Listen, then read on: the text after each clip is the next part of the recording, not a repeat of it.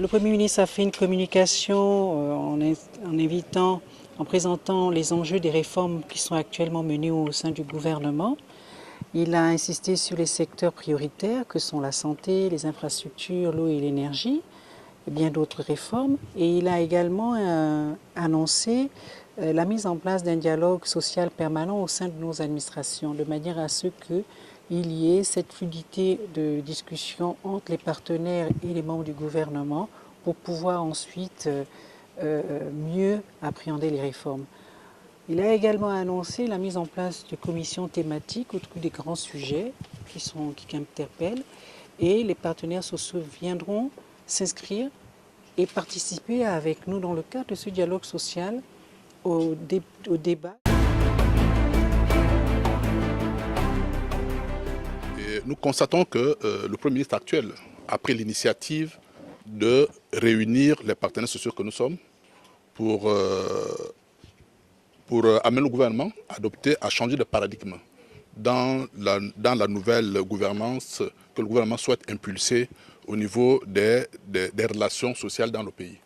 Bon, l'USAP s'inscrit dans cette logique parce que nous sommes un partenaire. Partenaire veut dire vous travaillez avec la personne qui est en face de vous en vue de trouver des solutions qui satisfassent le quotidien des travailleurs que nous sommes.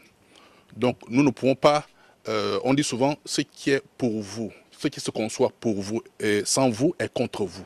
Donc comme nous l'avons fait en 2015 avec le nouveau système de rémunération, nous acceptons effectivement de travailler dans le but d'améliorer le quotidien des travailleurs gabonais. Donc, nous ne sommes pas contre le principe du dialogue, pour terminer.